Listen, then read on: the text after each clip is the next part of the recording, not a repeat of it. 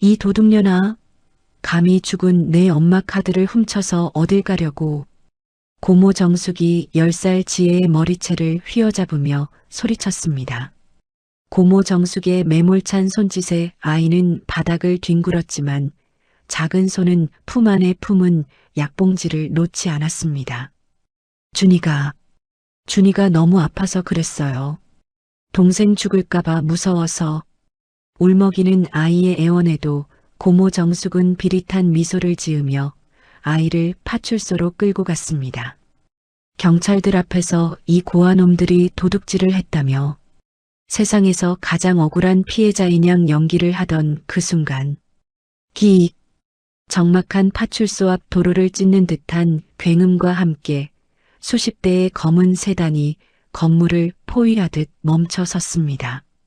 문이 열리고 쏟아져 나오는 검은 양복의 사내들, 그리고 그 사이로 범접할 수 없는 아우라를 풍기며 걸어 들어오는 한 백발의 노신사. 그를 본 순간 기세등등하던 고모의 안색이 순식간에 종이장처럼 하얗게 질려버렸습니다.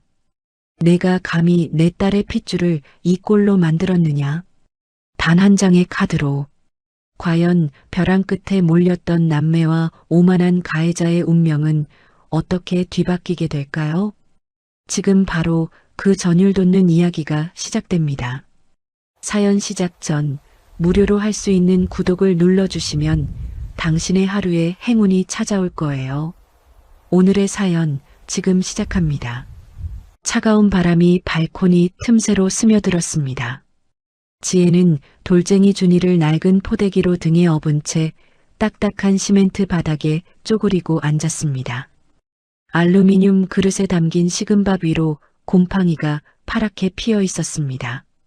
지혜는 물을 부어 곰팡이를 떼어내며 작은 목소리로 중얼거렸습니다. 준아, 조금만 참아. 누나가 맛있게 해줄게.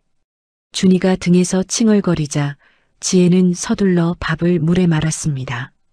한 숟가락 떠서 호흡으로 식힌 뒤 준이 입에 넣어 주었습니다. 준이는 작은 입으로 꼴깍꼴깍 삼켰습니다. 지혜야.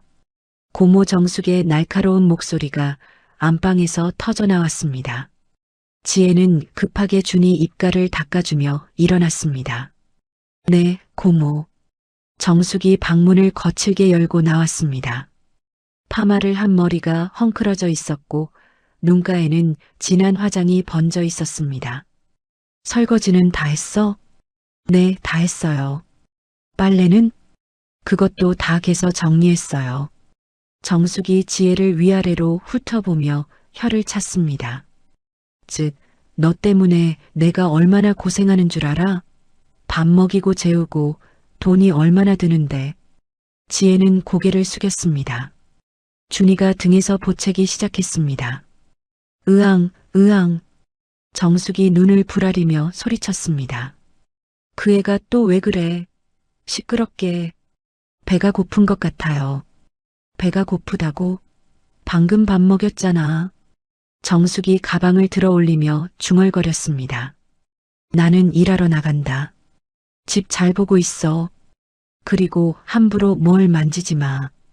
현관문이 쾅 하고 닫혔습니다. 지혜는 준이를 달래며 다시 발코니로 나왔습니다. 준아, 우리 누나가 동화책 읽어줄까? 지혜는 엄마가 남겨둔 낡은 동화책을 펼쳤습니다. 하지만 몇 페이지 넘기지도 못했습니다. 준이가 갑자기 몸을 떨기 시작했습니다.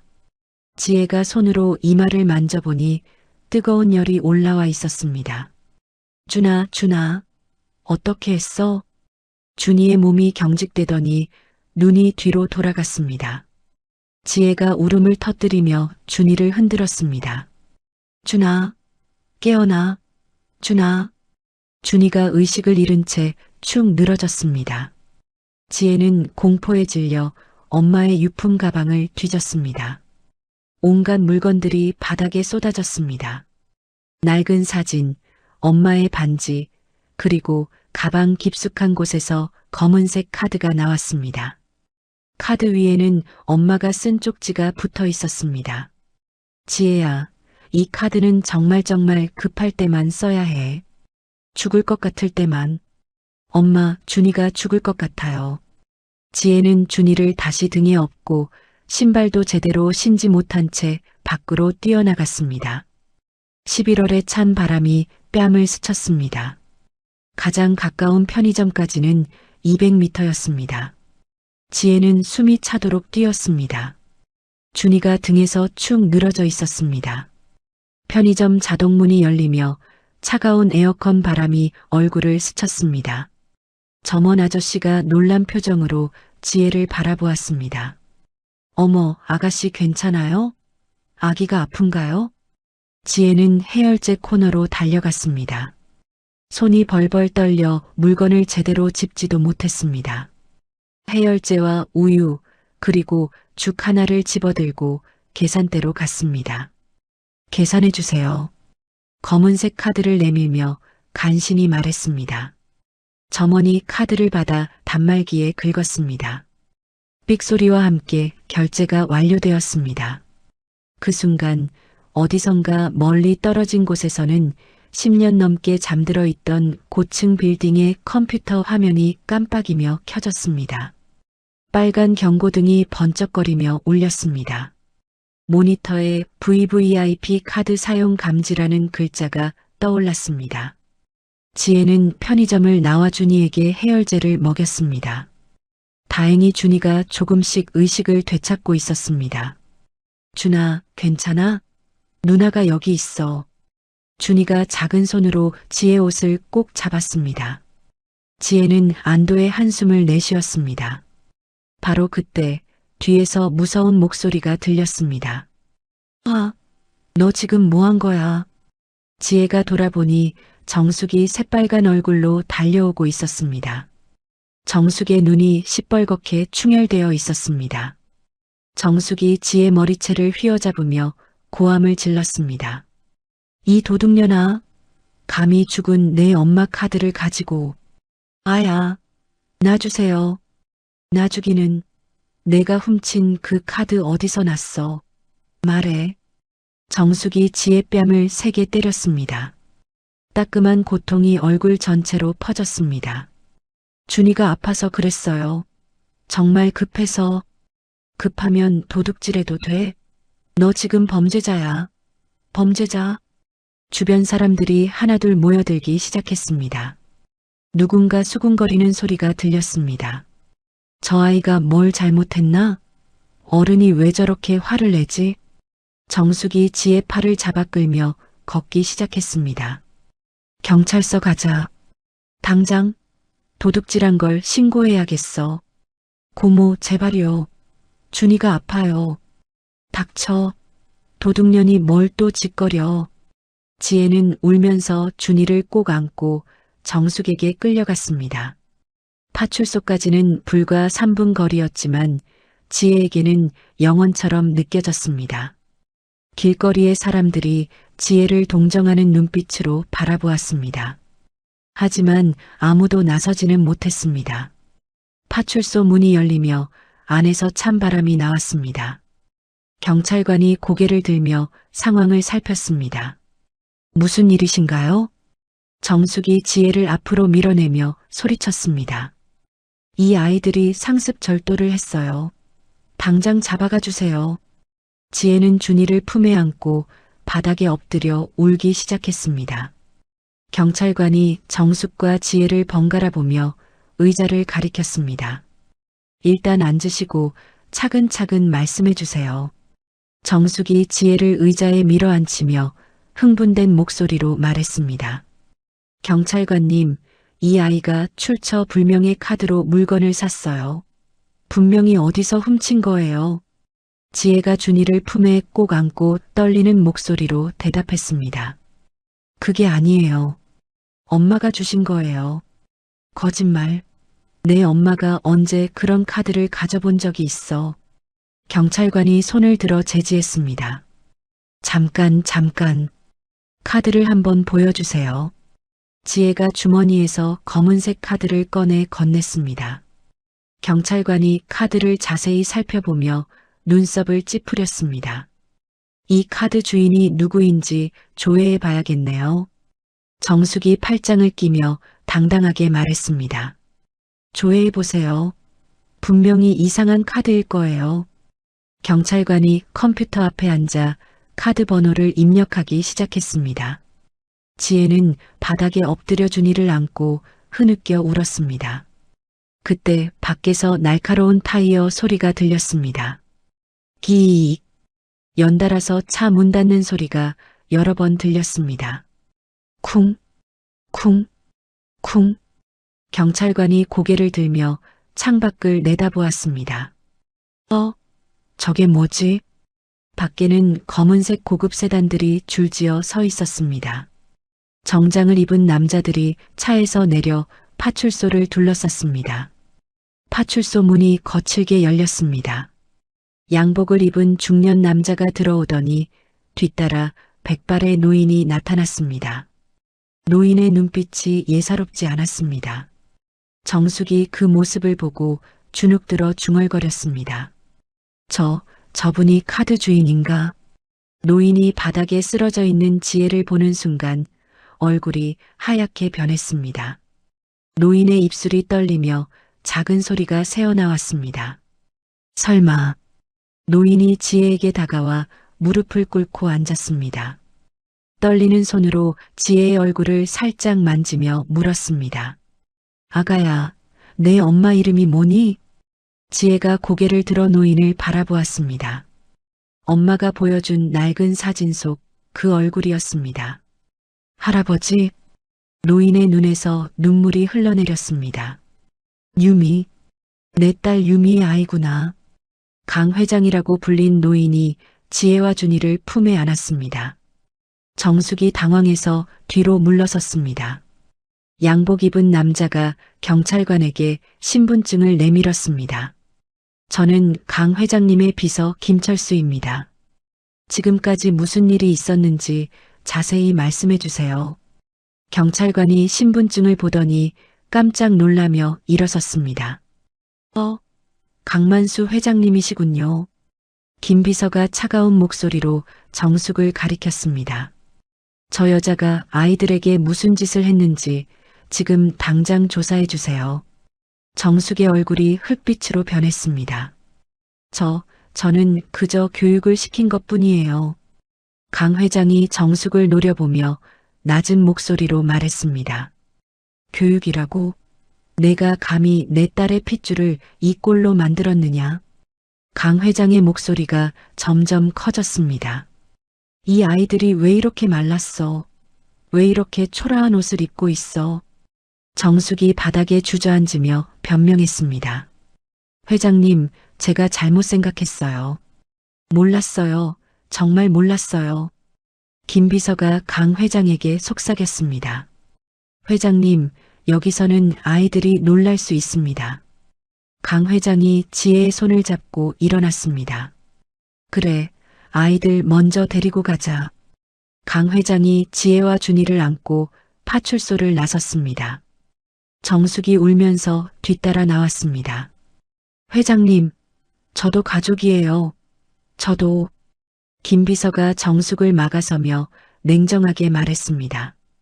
당신은 지금부터 조사를 받아야 합니다. 아이들을 학대한 혐의로요. 학대요? 저는 먹여 살렸다고요. 먹여 살렸다면 왜 아이들이 이 모양이죠? 김 비서가 휴대폰을 꺼내 통화를 시작했습니다. 네, 강 회장님 댁 계좌와 재산 관련해서 조사해 주세요. 박정숙이라는 인물이 불법으로 가로챈 게 있는지. 정숙이 그 말을 듣고 온몸이 떨렸습니다. 잠깐. 그건 제가 정당하게. 정당하게요? 그럼 증명 서류가 있겠네요? 정숙이 입을 다물었습니다. 증명할 서류 같은 건 없었습니다. 강 회장이 지혜와 준이를 차에 태우며 말했습니다. 이제 괜찮다. 할아버지가 모든 걸 해결해 줄 테니까. 검은색 세단들이 일제히 시동을 걸고 사라졌습니다. 정숙은 파출소 앞에 혼자 남아 바닥에 주저앉아 울기 시작했습니다. 강 회장이 지혜와 준이의 호적 등록을 위해 서류를 준비하는 동안 정숙은 허름한 모텔방에서 조폭 만식과 마주 앉아 있었습니다. 만식아, 이번이 마지막 기회야. 정숙이 담배 연기를 내뿜으며 말했습니다. 그 영감이 얼마나 돈이 많은 줄 알아? 수백억도 넘어. 만식이 소주잔을 비우며 대답했습니다. 누나, 그런 큰 집안을 우리가 어떻게 건드려? 바보야. 언론을 이용하는 거지. 정숙이 가방에서 낡은 일기장을 꺼냈습니다. 이게 뭔데? 내 올케 일기장이야. 이걸 조작해서 강 회장이 딸을 버렸다고 소문을 낼 거야. 만식이 눈을 번뜩이며 일기장을 받아들었습니다. 이거 괜찮겠어? 당연하지. 내가 직접 써놓을 거야. 정숙이 펜을 들어 일기장에 글씨를 써놓기 시작했습니다.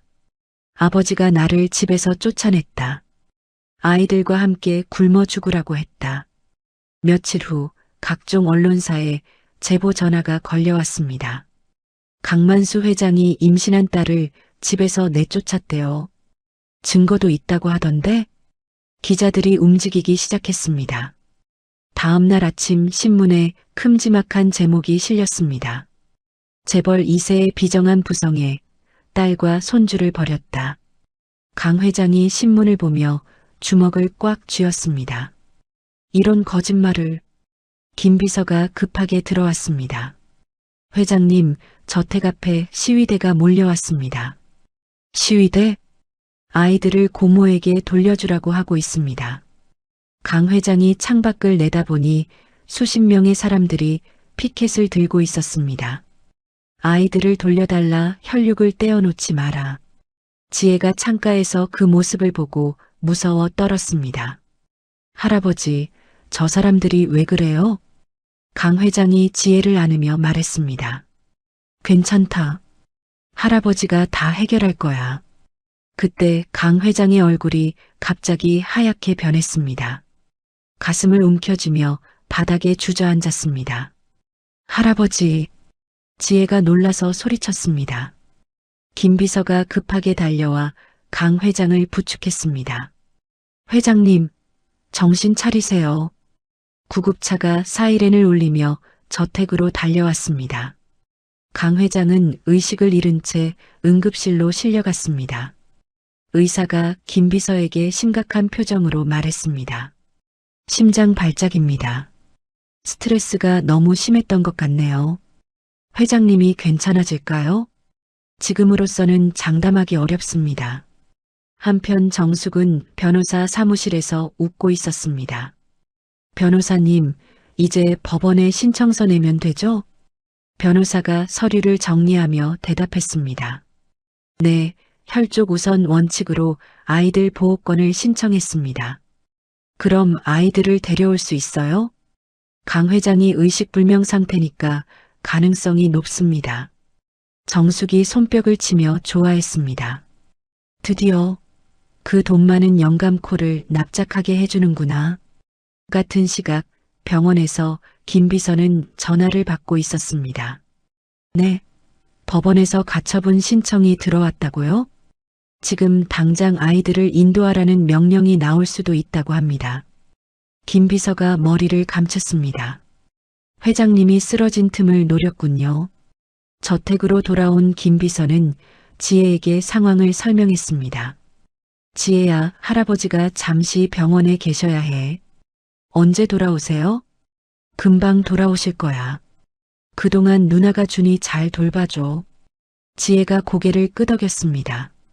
그날 밤 저택 담장 너머로 수상한 그림자들이 움직였습니다. 만식이 부하들을 데리고 침입을 시도하고 있었습니다. 조용히 해. 경비원들이 들으면 안 돼. 보안 요원이 침입자를 발견하고 무전기를 들었습니다.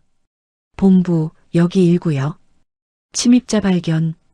곧 저택 곳곳에서 경보음이 울렸습니다. 만식과 부하들이 보안 요원들과 몸싸움을 벌였습니다. 지혜가 소음에 잠을 깨고 준이를 꼭 안았습니다. 준아, 무서워하지 마. 누나가 있어. 김 비서가 급하게 지혜 방으로 들어왔습니다. 지혜야, 안전한 곳으로 이동해야겠어. 무슨 일이에요? 나쁜 사람들이 들어오려고 해. 걱정하지 마. 김 비서가 지혜와 준이를 데리고 지하 안전실로 내려갔습니다. 밖에서는 여전히 소란이 계속되고 있었습니다. 만식이 담장을 넘다가 보안 요원에게 붙잡혔습니다. 나라고. 조용히 해. 경찰이 온다. 경찰 사이렌 소리가 점점 가까워졌습니다. 만식은 결국 체포되어 연행됐습니다. 하지만 정숙의 계획은 거기서 끝나지 않았습니다. 다음 날 또다시 가짜 증거들이 언론에 공개됐습니다. 지혜는 할아버지가 없는 저택에서 불안해했습니다. 김 비서님, 할아버지는 언제 깨어나세요? 김 비서가 지혜의 머리를 쓰다듬으며 말했습니다. 곧 깨어나실 거야. 지혜가 기다리고 있다는 걸 아시면 더 빨리 깨어나실 거고.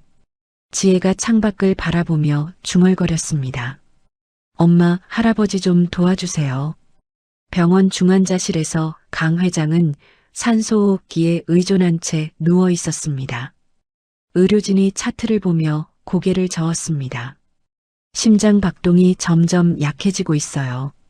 김 비서가 불안한 표정으로 물었습니다. 회장님이 위험한 건가요? 환자분의 의지가 많이 꺾인 것 같습니다. 깨어날 의욕을 잃으신 것 같아요. 그때 낡은 트럭 한 대가 병원 주차장으로 들어왔습니다. 70대 노인이 트럭에서 내려 병원으로 걸어갔습니다. 덕구 영감이 안내 데스크에서 물었습니다. 강만수 회장님, 병실이 어디인지 알 수 있을까요? 간호사가 의아한 표정으로 대답했습니다. 면회 시간이 아닌데요. 가족분이신가요? 아니요. 하지만 중요한 물건을 전달해야 해요. 덕구 영감이 낡은 가방에서 녹음기를 꺼내 보였습니다. 이걸 꼭 전해주셔야 해요. 김 비서가 마침 복도를 지나가다 덕구 영감을 발견했습니다. 어르신, 누구세요? 10년 전에 유미라는 아가씨를 돌봐준 덕구라고 해요. 김 비서의 눈이 커졌습니다. 혹시 회장님 따님을 말씀하시는 건가요? 맞아요. 그 아가씨가 돌아가기 전에 이걸 맡겼어요. 덕구 영감이 녹음기를 건네주며 말했습니다. 만약에 가족들이 아이들을 괴롭히면 이걸 아버지께 전달하라고 했어요. 김 비서가 녹음기를 받아들며 물었습니다. 이 안에 뭐가 들어있나요? 직접 들어보세요. 깜짝 놀랄 거예요. 김 비서가 녹음기 재생 버튼을 눌렀습니다. 10년 전 정숙의 목소리가 선명하게 들려왔습니다. 너 같은 년이 우리 집안에 들어올 생각하지 마. 당장 나가. 돈? 내가 무슨 돈을 가져? 전세금도 내가 써버렸어. 아이들을 데리고 가고 싶으면 가져가. 하지만 강 회장한테 연락하면 아이들을 죽여버린다. 김 비서가 녹음기를 듣고 충격에 빠졌습니다.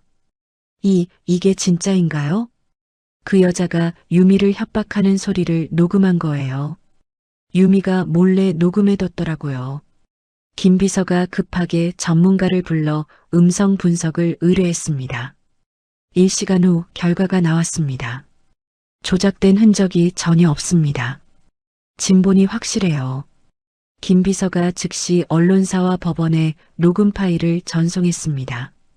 같은 시각 지혜는 저택에서 준이와 함께 할아버지 사진 앞에서 기도하고 있었습니다. 할아버지, 빨리 깨어나세요. 준이도 할아버지가 보고 싶대요. 준이가 사진을 가리키며 옹알거렸습니다. 아부, 지혜가 준이를 안으며 말했습니다. 맞아, 할아버지야. 우리 할아버지. 그때 TV에서 뉴스가 나오기 시작했습니다. 긴급 뉴스입니다. 강만수 회장 사건과 관련해 새로운 증거가 공개됐습니다. 10년 전 녹음된 음성 파일에 따르면 정숙의 협박 음성이 TV에서 흘러나왔습니다. 지혜가 그 목소리를 듣고 몸을 떨었습니다.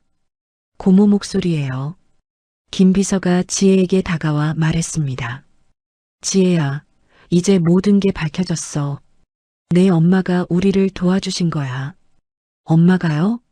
내 엄마가 녹음해둔 증거 때문에 진실이 드러난 거야. 지혜의 눈에 눈물이 고였습니다.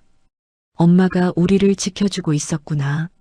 한편 병원에서는 기적 같은 일이 일어나고 있었습니다. 강 회장이 천천히 눈을 뜨기 시작했습니다. 간호사가 놀라며 의사를 불렀습니다. 선생님, 환자분이 깨어나세요. 의사가 달려와 강 회장의 상태를 확인했습니다. 회장님, 저 보이세요? 강 회장이 약한 목소리로 대답했습니다.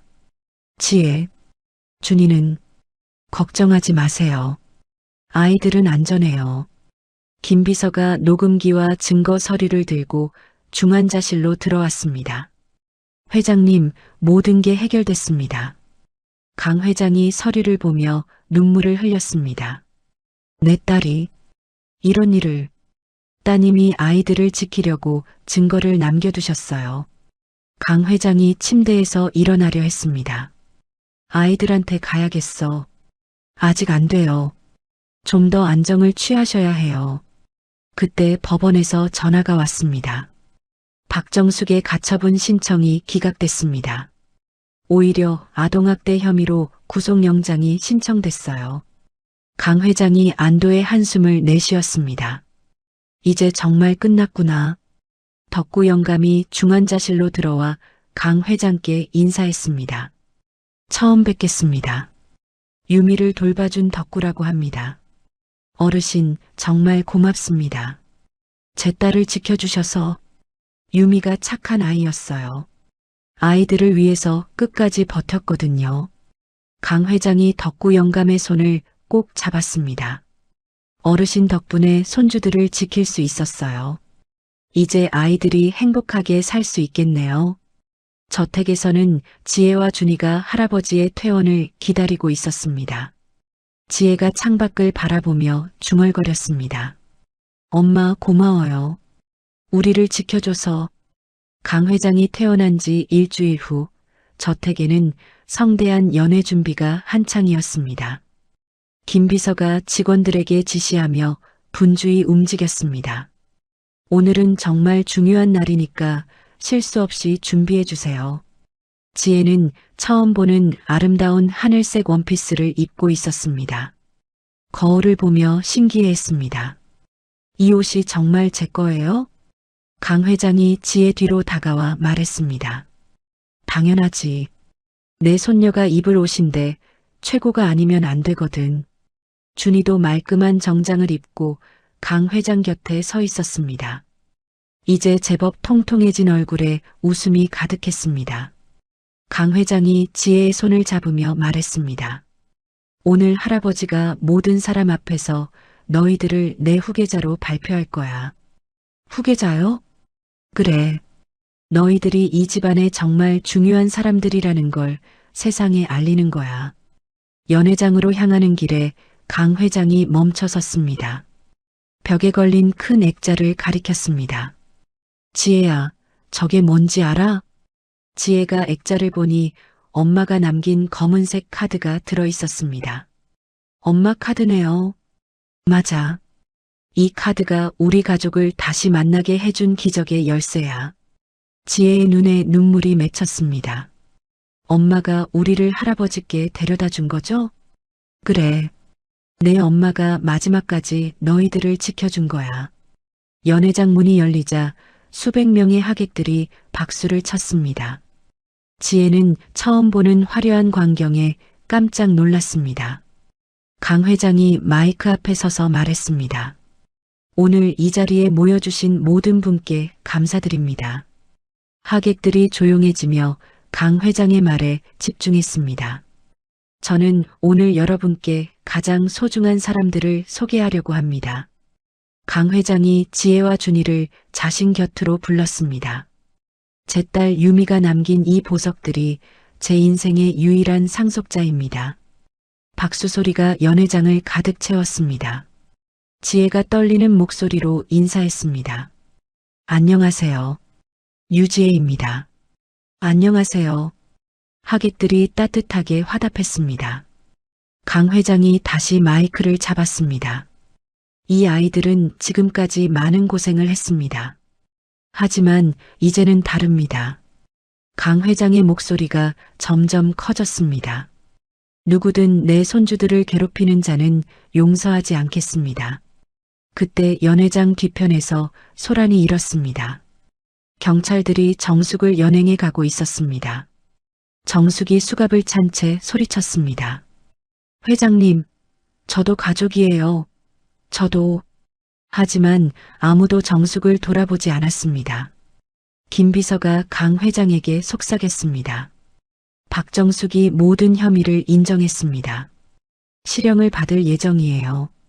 강 회장이 고개를 끄덕였습니다. 이제 정말 끝났구나. 연회가 끝난 후 강 회장은 지혜와 준이를 데리고 엄마가 잠든 수목원으로 갔습니다. 깨끗하게 정리된 묘비 앞에서 강 회장이 무릎을 꿇었습니다. 유미야, 아빠가 아이들을 완벽하게 지켜냈어. 지혜가 묘비에 꽃을 올리며 말했습니다. 엄마, 이제 우리 행복해요. 걱정하지 마세요. 준이도 작은 손으로 묘비를 만지며 옹알거렸습니다. 엄마, 강 회장이 두 아이를 품에 안았습니다. 이제 우리 집에서 행복하게 살자. 네, 할아버지. 집으로 돌아오는 차 안에서 지혜가 창밖을 바라보며 생각했습니다. 더 이상 굶주림과 매질을 걱정하지 않아도 되는 새로운 삶이 시작된 것입니다. 저택에 도착하자 모든 직원들이 현관에서 박수로 맞아주었습니다. 지혜 아가씨, 준이 도련님 환영합니다. 지혜가 직원들에게 정중하게 인사했습니다. 앞으로 잘 부탁드려요. 강 회장이 지혜의 머리를 쓰다듬으며 말했습니다. 이제 정말 우리 가족이구나. 그날 저녁 저택의 정원에는 아이들의 웃음소리가 가득했습니다. 강 회장은 테라스에서 그 모습을 흐뭇하게 바라보았습니다. 하지만 TV에서 갑자기 긴급 뉴스가 흘러나왔습니다. 호송 중이던 조폭 만식이 탈주했습니다. 경찰은 시민들의 신고를 당부하며 강 회장의 얼굴이 굳어졌습니다. 김 비서, 네, 회장님. 보안을 더 강화해. 당장. 김 비서가 급하게 보안팀에 연락했습니다. 지혜는 뉴스를 보고 불안해했습니다. 할아버지, 또 무서운 일이 생기는 건가요?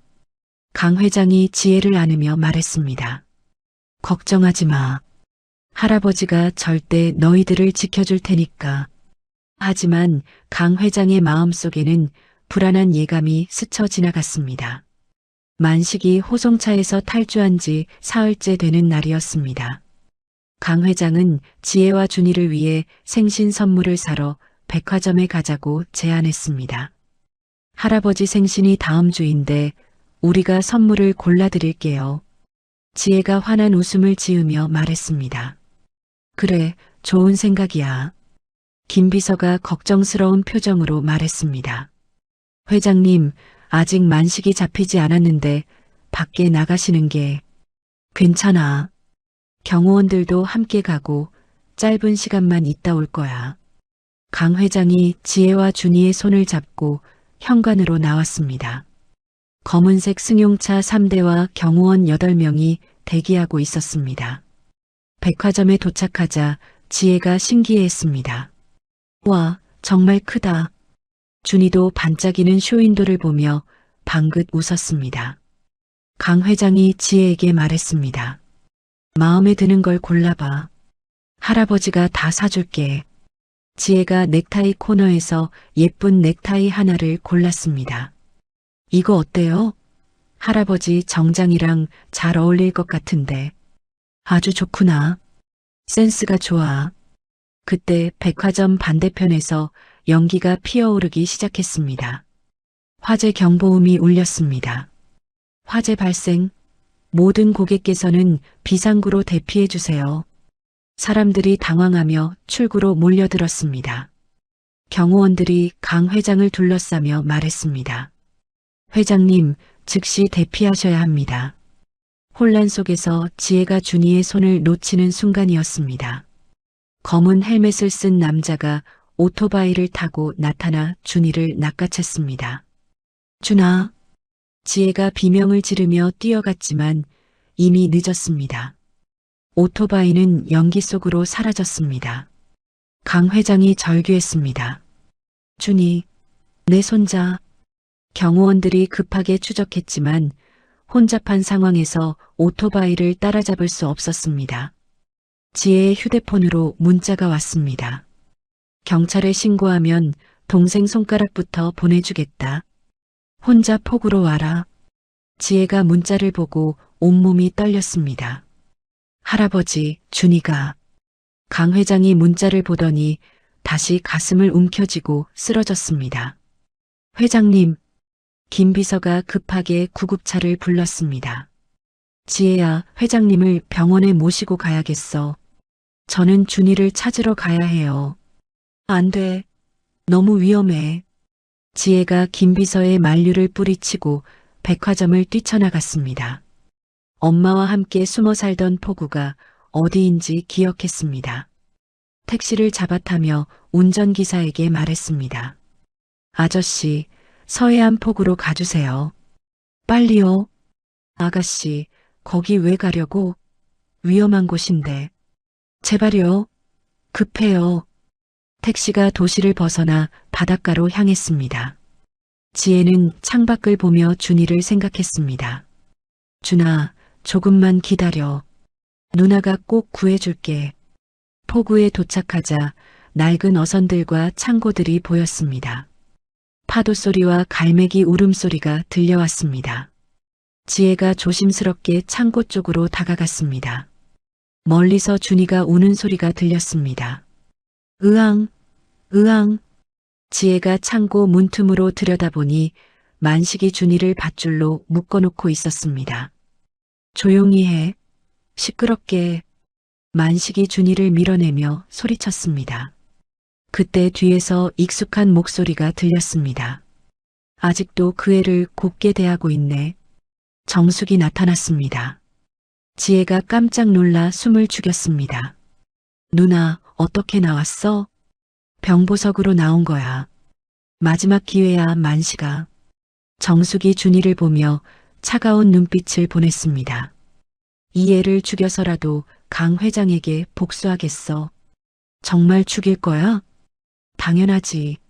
내 인생을 망친 놈들한테 똑같이 해주는 거야. 지혜가 더 이상 참을 수 없어 창고로 뛰어들었습니다. 준이한테 손대지 마. 정숙이 지혜를 보고 비웃었습니다. 이것 봐. 벌레가 알아서 기어왔네. 제발요, 준이는 놔주세요. 저를 데려가세요. 지혜가 무릎을 꿇고 빌었습니다. 정숙이 지혜를 발로 차며 소리쳤습니다. 늦었어. 이미 늦었다고. 정숙이 준이를 안고 창고 밖 벼랑 쪽으로 향했습니다.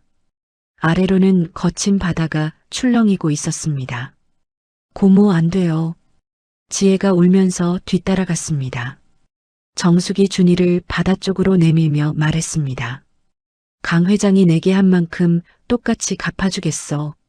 정숙이 준이를 놓으려는 순간 지혜가 비명을 지르며 정숙을 껴안았습니다. 안 돼. 준이는 안 돼. 두 사람이 벼랑 끝에서 몸싸움을 벌였습니다. 지혜가 정숙을 껴안고 버티는 그 순간 하늘에서 헬기 소음이 들려왔습니다. 김 비서와 특수 요원들이 로프를 타고 창고 지붕으로 내려왔습니다. 지혜야, 거기 있구나.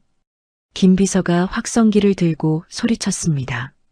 정숙이 당황하며 뒤로 물러섰습니다.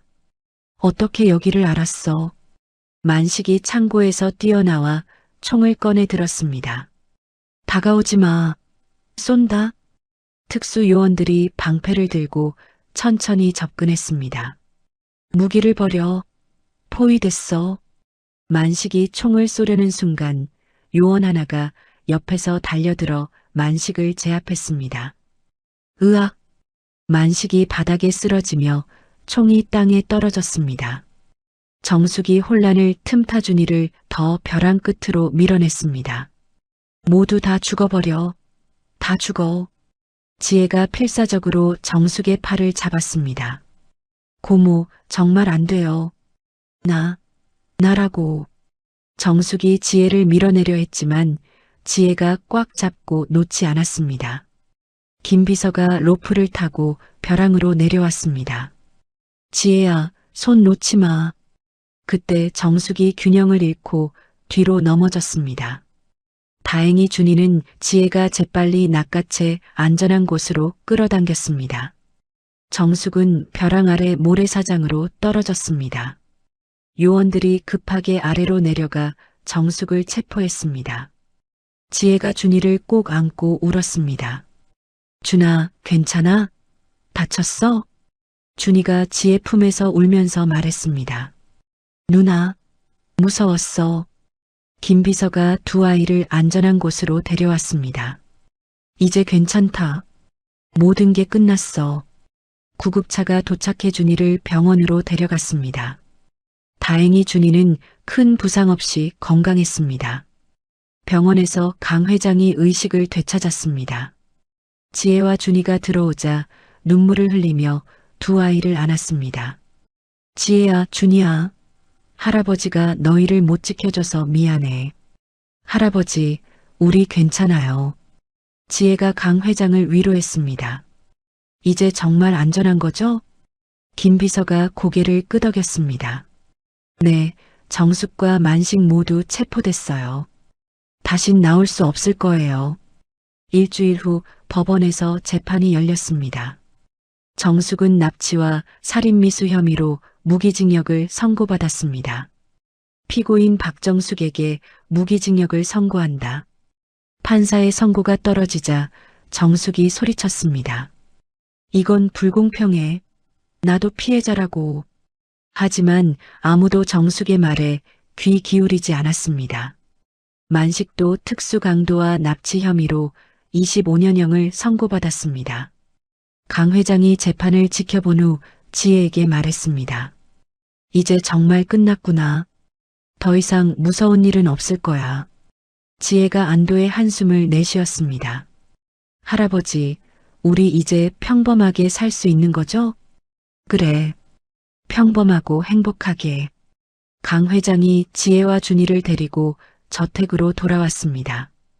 저택 정원에는 새로 설치된 보안 시설들이 있었습니다. 김 비서가 설명했습니다. 최첨단 보안 시스템을 모두 갖췄어요. 이제 정말 안전해요. 지혜가 정원에서 준이와 함께 뛰어놀았습니다. 준아, 술래잡기 하자. 좋아. 강 회장이 벤치에 앉아 그 모습을 흐뭇하게 바라보았습니다. 해가 지고 저녁이 되자 세 사람이 테라스에서 차를 마셨습니다. 할아버지, 내일은 뭐하고 놀까요? 지혜가 기대에 찬 눈빛으로 물었습니다. 글쎄, 준이 좋아하는 동물원에 가볼까? 좋아요. 준이가 손뼉을 치며 좋아했습니다. 강 회장이 두 아이를 보며 만족스럽게 웃었습니다. 이제 정말 평화로운 날들만 남았습니다. 밤하늘에 별이 반짝이고 저택에서는 따뜻한 불빛이 새어나왔습니다. 지혜와 준이 그리고 강 회장의 웃음소리가 정원에 울려 퍼졌습니다. 더 이상 두려워할 것도 걱정할 것도 없는 진정한 행복이 시작된 것입니다. 10년의 세월이 흘렀습니다. 지혜는 명문대 경영학과를 졸업하고 강 회장이 설립한 자선재단의 이사장이 되어 있었습니다. 검은색 정장을 입은 지혜가 재단 사무실에서 직원들과 회의를 하고 있었습니다. 이번 달에 새로 신청한 장학생들 명단을 확인해 주세요. 네, 이사장님. 총 10명이 선정됐습니다. 지혜가 서류를 보며 만족스럽게 고개를 끄덕였습니다. 모두 우리와 비슷한 처지의 아이들이군요. 그때 사무실 문이 열리며 준이가 들어왔습니다. 이제 중학생이 된 준이는 키가 훌쩍 자라 늠름한 청소년이 되어 있었습니다. 누나, 할아버지가 부르셔. 벌써 점심시간이구나. 가자. 남매가 함께 저택으로 향했습니다. 차 안에서 준이가 말했습니다. 누나, 오늘 학교에서 친구들이 우리 이야기를 봤대. 우리 이야기? 응. 인터넷에 나온 거. 할아버지랑 누나가 어려운 아이들 도와주는 기사. 지혜가 준이의 머리를 쓰다듬었습니다. 자랑스러워? 당연하지. 우리 누나가 최고야. 저택에 도착하니 강 회장이 정원에서 기다리고 있었습니다. 이제 80세가 된 강 회장은 머리가 새하얗게 변했지만 여전히 건강해 보였습니다. 할아버지, 지혜와 준이가 달려가 강 회장을 안았습니다. 우리 손주들, 오늘도 수고했구나. 강 회장이 두 아이를 바라보며 흐뭇하게 웃었습니다. 점심을 먹으며 강 회장이 말했습니다. 지혜야, 내년에 회사 경영도 완전히 내게 맡기려고 해. 할아버지, 아직 제가 부족한데. 아니야. 넌 이미 충분히 훌륭해. 강 회장이 지혜의 손을 잡았습니다. 내 엄마도 하늘에서 자랑스러워하고 있을 거야. 식사 후 세 사람은 엄마의 묘를 찾았습니다. 묘지는 예쁜 꽃들로 가득했습니다. 지혜가 꽃을 올리며 말했습니다. 엄마, 저희 모두 건강하게 잘 지내고 있어요. 준이도 묘비 앞에 절을 했습니다. 엄마 고마워요. 우리 지켜주셔서. 강 회장이 딸의 묘비를 어루만지며 중얼거렸습니다. 유미야, 아빠가 약속 지켰어. 아이들을 잘 키웠어. 저녁 무렵 저택으로 돌아온 세 사람은 테라스에서 차를 마셨습니다. 노을이 아름답게 물들어 있었습니다. 지혜가 강 회장에게 물었습니다.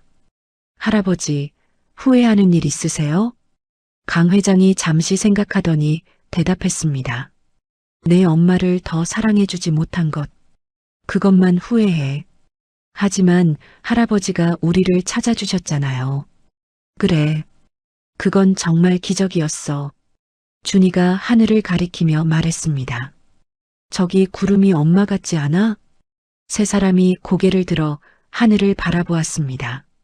정말로 엄마가 미소 짓는 것 같은 구름이 떠 있었습니다. 엄마가 우리를 지켜보고 계시는 것 같아. 지혜가 눈물을 훔치며 말했습니다. 강 회장이 두 손주를 품에 안았습니다. 우리는 영원히 함께야. 네, 할아버지. 그날 밤 지혜는 일기를 썼습니다. 오늘도 감사한 하루였다. 사랑하는 사람들과 함께 있을 수 있어서, 도움이 필요한 아이들을 도울 수 있어서, 그리고 엄마가 남겨준 사랑을 느낄 수 있어서.